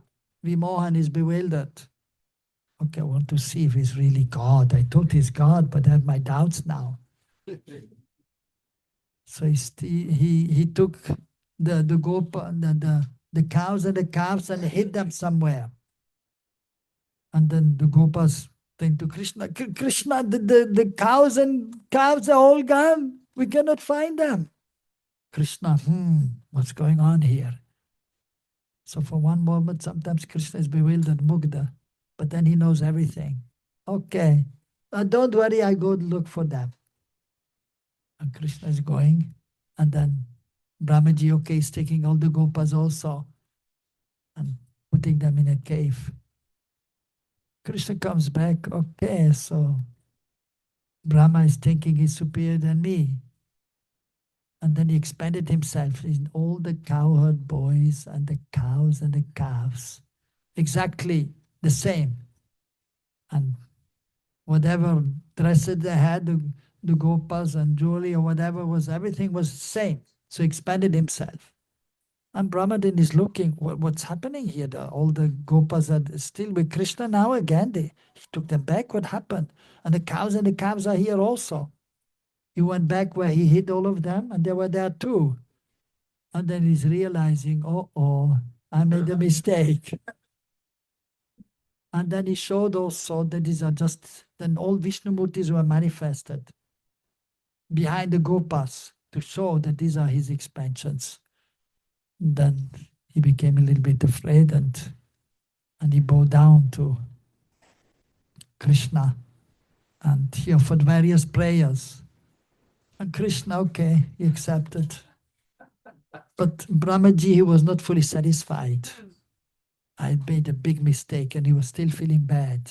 He begged forgiveness and Krishna, he forgave him, but he was still not satisfied. What a fool I am. And therefore he went to Mayapur, Antardvip, and he performed austerities there. And then he had darshan of Chaitanya Mahaprabhu. And then, of course, he was then blessed by Mahaprabhu, and then he was satisfied. And it was okay. And there's one long verse. I'm not reading because it will take too much time. I will not read the Sanskrit. It is like, it is known as chakra. It is like a wheel. There's a wheel, like we have a wheel of a chariot. And inside there, so it is arranged in a certain manner. And you can read in a circle, and then from one side to another side, and then the verse is there. Like if you read a verse, only a genius or not a genius can see that it is like a chakra. So Rupa Goswami was a genius, and Baladev Vidibhushan was also a genius. And he figured that out, and he was saying, wow, this is amazing. And then he presented that commentary. And so this Matsyavatar disciple of Gopiparanda Dana Prabhu, so he translated that and he revealed that. We just read and the Sanskrit. In a secluded forest that attracts swarms of maddened bees with its fragrances, and that possesses many decorated paths, and that is endowed with pleasing, cool breezes, I always glorify a certain Lord, that is Krishna, to attain spiritual bliss. That rasa-laden Lord, the maintainer of his devotees, is flooded with the splendor of many necklaces. He has snake-like arms. He excites sudden agitation in the heart and tinges the luster of the Jamuna's waves with the effulgence of his nails, lips, crowns, necklaces, bracelets, and yellow cloth. And even in this verse, there is also a hidden thing is mentioned there. And so the verse is there in a wheel form, and in there the signature of Rupa Goswami is there. In by reading in a certain way, and that has been explained by so that is there, that Krishna Sutir Ausa Rupa Virachitaha. This prayer to Krishna was composed by Rupa. Inside this verse, which is like a wheel, the signature is there, but that only a genius can see. So by these two genius, so we are able to read these wonderful verses. And there's a verse arranged in the form of a snake. So we just read the meaning also. To increase his glory, Lord Gopal, who was adorned with peacock feathers, ornaments, necklaces, and a pure glistening, multicolored decoration on his forehead, shone brilliantly when he saw the arena of the rasa dance. His chest was graced with a fresh lotus garland attracting swarms of bees, And he was smiling broadly in response to the auspicious, pleasing sounds made by his devotees. Steady at heart and eternally young, he expanded himself into many forms during the rasa dance. And the next one, the following verse can be arranged in the form of a lotus. And so that can be also read in different ways. I'll just read the translation. O Lord, who speaks sweetly, O Lord, whom the saintly devotees see, O supreme artist, O protector, O you who appear wonderful as you carry a morsel of food, O Lord, whom Shiva follows, O Lord, to whom Brahma prayed, O cowboy, please appear before me. So all the great demigods, the most powerful demigods are Lord Brahma and Lord Shiva, and they are meditating on Krishna and even on Sri Chaitanya Mahaprabhu. And now there's another verse, and you can read like we read the verses, like we have Bhagavad Gita, Sarva Dharmam Parijyaja Mamekam Saranam Vraja. And so this verse is there, you can read from the beginning to the end, and you read from the end to the beginning. And the same meaning is there, it is the same. So Tai Saradara Dhara Ti Bayata Madari Ha Hari Damataya Bhati Radha Radha Rasayita. So you read from front to end, and from end to the beginning is the same. So that is possible in Sanskrit. In English language, I think it will not be possible to do that. So there's only one verse, but there are some poets who have written actually even a small book. You read from the beginning, and there's one book you read from the beginning somehow, and then you have Krishna's pastimes, and you read from the end to the beginning also, and you have Ram's pastime. So it's so amazing. So these are genius. So how to find any genius nowadays like this? So that is possible.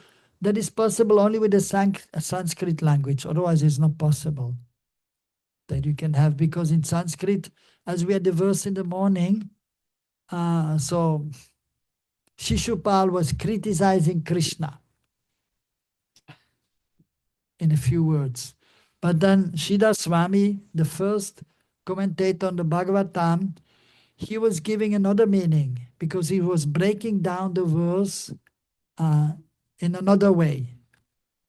And then he has another meaning, because the Sanskrit language is so vast and it is perfect language, most complete. And even many of the scientists nowadays, they have realized that. So therefore, from one side to the end, Krishna Lila is there, and if you go from the end to beginning, Ram Lila is there. It is unbelievable.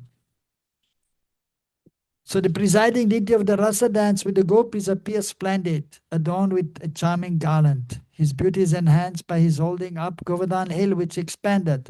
That handsome deity, the killer of his arrogant enemies, relishes a sweet taste from Radha's worship. And the next can be arranged in the cow urine formation. I mean, we pass water and it's going down straight. But apparently the cow, when it is passing water, it is not straight. It is going a zigzag way. I mean, I've never noticed that, but it is mentioned. And cow urine, by the way, is good for the liver.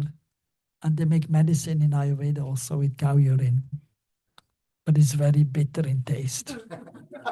I tried one time. It's good in the morning. It's good in the morning, early morning, yeah. Yeah. So in the wrestling arena that is in, that Lord of the rasa dance with the gopis felt great satisfaction. All the women there desired him, and his strength blossomed. Elated, he perspired from fatigue. So that was actually in Mathura, when he was there and wrestling with Chanukun, Mustika were there. So the women there, they all were appreciating his beauty and his strength. And there's a next verse is like the straps of a mridanga. The mridanga is here. Not mridanga. Okay, the straps are there.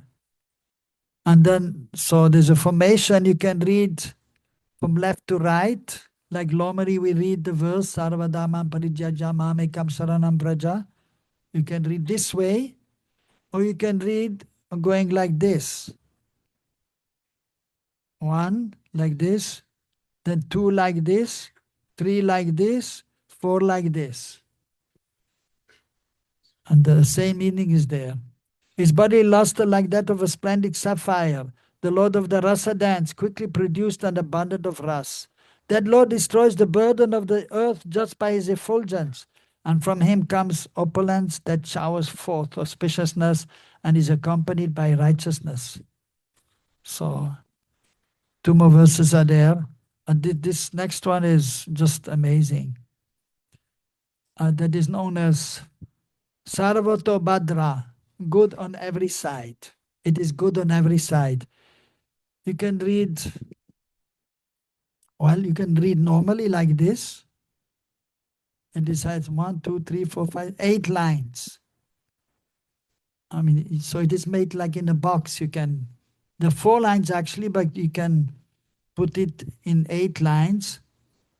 And so, no, it is actually 4 lines and then backwards also. So you can 1, 2, 3, 4. And then you can start from the back side, like the one verse, 1, 2, 3, 4. And then you can go down, 1, 2, 3, 4, and you can go upwards, 1, 2, 3, 4. And it is all the same. Rasavaha havasara sa lalasa sa lalasa. Balarama naralava hasa mala damasaha. That handsome lord, the initiator of the rasa dance, is controlled by the coquettish gestures of woman. Filled with amorous desire, he spotted wonderfully.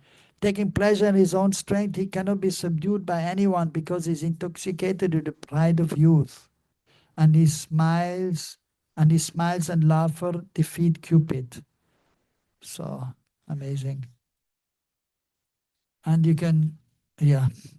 If you read in this way, 1 line this way and then second like this, and then the next line also like this, and even up and down, up and down, up and down, up, now down and up, down and up, down and up, down and up. So it is a masterpiece. And the next one is like a big lotus. So I just read the Sanskrit. With all your heart, please accept that beautiful boy who is Vasudev's son and the joyful bestower of ras. His loud rhythmic clapping is known for its clarity. His sweet songs captivate whoever hears them. His face glows like the moon. His neck and forehead are extremely charming, and he trembles due to the intoxication of conjugal bliss. Dark like a host of monsoon clouds, and wearing yellow garments, with his effulgence, he beautifies those around him. His cooling virtues relieve the suffering of material existence. Possessed of great strength, he destroys saints and protects the coward man. Sri Rupa Goswami ki, Sri Chaitanya Mahaprabhu ki, Sri Radha Shamasundar ki, Srila Prabhupada ki, Samaveda Bhaktivedanta ki, Go Premanande Hari Hari Bol, Jai Jai Sri Radhe Sam. Hare Krishna.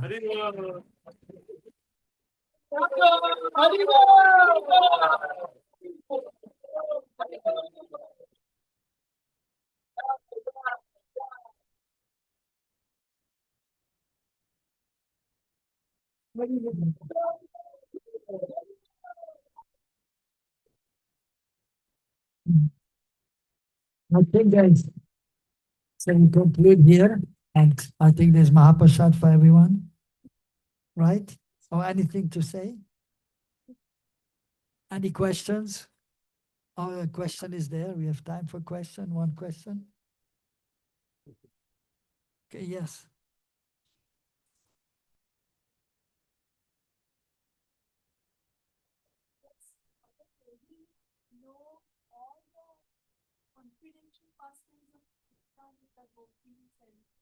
No, she doesn't know the confidential pastimes.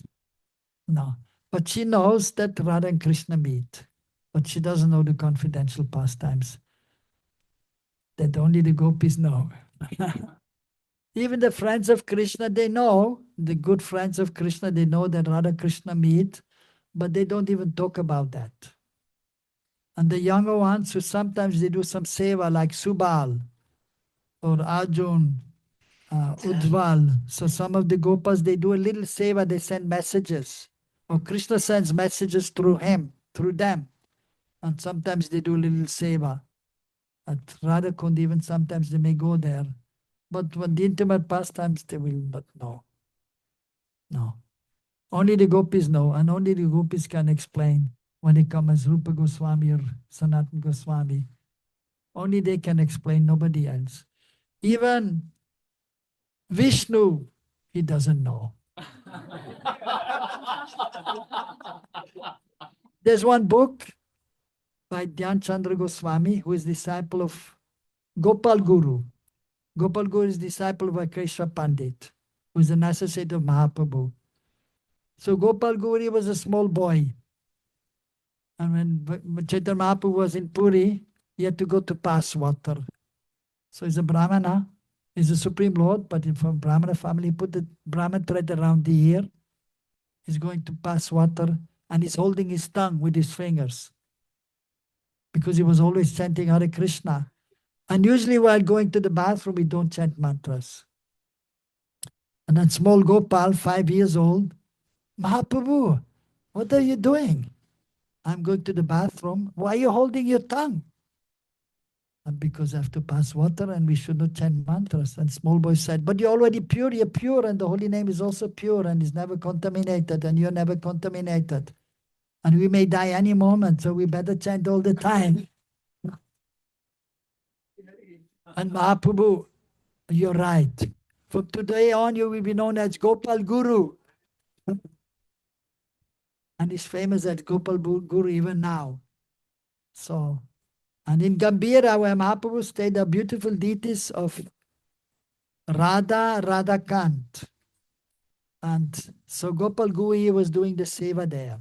And the murti of Gopal Guru is still there, and they offer respect to him even now. So his disciple was Dhyan Chandra Goswami, with the blessing of Gopal Guru. So he had all realization, so he wrote a book. So about the pastimes of the Lord. So Gaur Govinda Smarana Archana Padati. So how to worship the deities with some spontaneous love. And first we worship Guru, then Gauranga, then we worship Krishna. And then he has given some very wonderful descriptions also about the associates, the gopis, the manjaris, and how to perform the worship.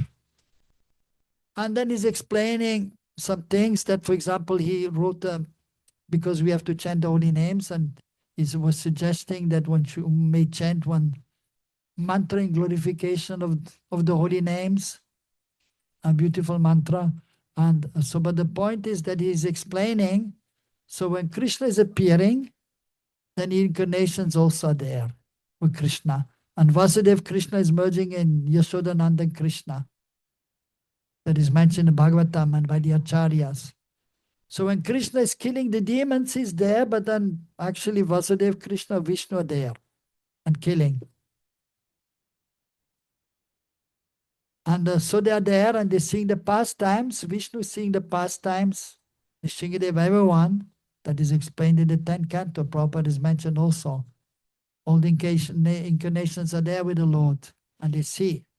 And the demigods may see also the pastimes. But when Krishna is meeting with the gopis at noontime and at night time, Vishnu, Vasudev, Krishna, they go up in the sky. They cannot see when Krishna is there with the gopis. At noontime, at Radhakund, and at night time. that is mentioned. So not even Vishnu knows about the pastimes of Krishna with the gopis. Only the gopis know, and they can tell about that, nobody else. Wives of Krishna who heard the pastimes from... Yes, in Dwarka. Mother Rukmini knows or... Right, yeah, not more. They don't know the intimate things, they cannot know. No, no. But they know that the gopis were doing the rasa dance. Some things they know, but not the intimate things they cannot know. Okay? Hare Krishna. Hare Krishna. Yeah.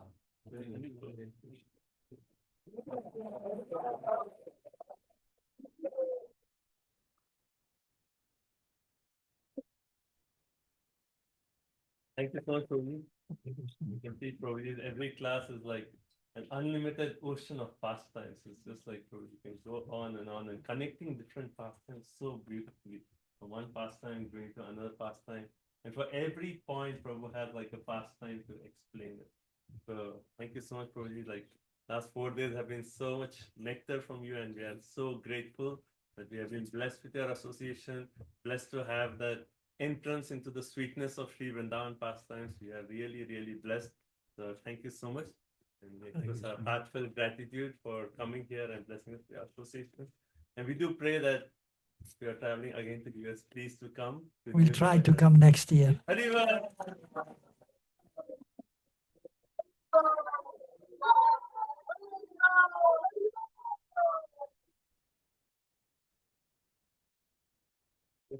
Thank you so much. His Grace Mukunda Prabhu ki. So, expressing our gratitude, let's once together will loudly chant the Hare Krishna Mahamantra as a gratitude for Prabhu's wonderful association. Hare Krishna. Krishna, Krishna, Krishna,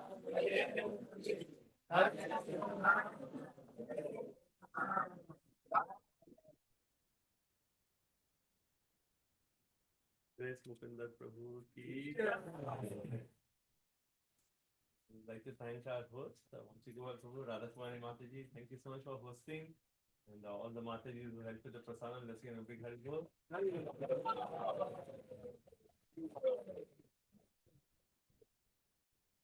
So all these kids, like for all the 4 days, they have been sitting here for all through the classes, quietly listening, writing notes. So we want to give a big Haribol to all the kids.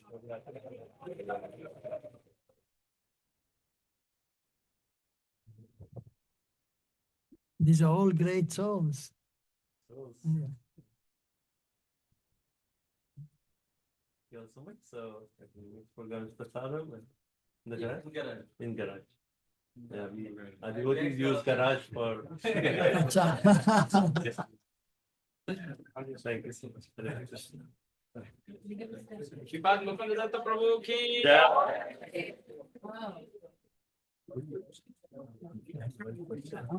You mentioned that how Krishna does not leave Vrindavan. So when he leaves, it is the expansion. No, that is Vasudeva. You see when Akrura got his Yes. he spent his life there at Akrura, and then he's asking Krishna to come and take bath with him. When he goes in the water, then